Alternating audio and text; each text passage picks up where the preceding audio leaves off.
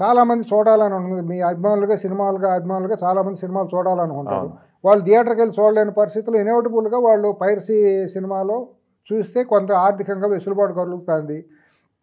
మీరు చేసే అరాచకాన్ని దృష్టిలో పెట్టుకుని ఒక హీరోలాగా మీకు కౌంటర్ అటాక్ లాగా వచ్చాడు.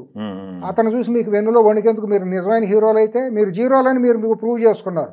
నిన్న నంగనాచి ఏడుపులని ఏడుతున్నారు, దొంగ ఏడుపులని ఏడుతున్నారు. ఏదో సమాజ విద్రోహం జరిగిపోయింది, సమాజం కూలిపోయింది, మీ మూలాన సమాజం కూలిపోయింది, ఆ కుర్రాడి మూలాన కూలిపోలా. నిజంగా కుర్రాడి మూలాన కూలిపోతే ప్రజలందరూ కుర్రాడి నేను ఎమ్మడబడి కొట్టేవాళ్ళు. ఒక సినిమా పని చేసేది దాదాపు 200 మంది 300 మంది శ్రమ దోచుకుంటున్నారు అంటున్నారు కదా. మీరు దోచుకుంటలేదా ప్రజల్ని? మీరు ఎంత ఇస్తున్నారు వాళ్ళకి, మీరు ఎంత రెమ్యూనరేషన్ తీసుకుంటున్నారు? మీ మొఖాలు ఇప్పుడు అద్దంలో చూసుకున్నారా? మీ హీరోలుగా ఉన్న మొఖాలకి ఏమైనా అంత రెమ్యూనరేషన్ ఇవ్వాల్సిన అవసరం ఉందా?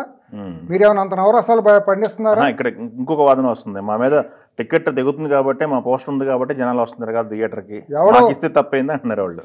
అట్టయితే బట్టలపు తీసుకునే తిరగండి, మిమ్మల్ని కాదనేది ఎవడో. మరి ఇవాళ ఏడుతుంది అని అతని చేతిలో టెక్నాలజీ ఉంది వేణుగారు, అతను వాడుకున్నాడు.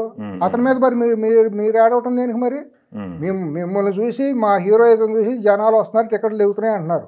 ఆ కుర్రాడి చేతిలో టెక్నాలజీ ఉంది, దాన్ని ఇచ్చేసాడు. మీ ఇంటి దొంగల్లోనే ఉండారుగా, అతనికి ఎట్ట వెళ్తాంది క్యూబ్లో నుంచో దాంట్లోకి హార్డ్ డిస్క్లోకి వెళ్ళాలంటే మరి థియేటర్లో తీయట్లేదు కదా.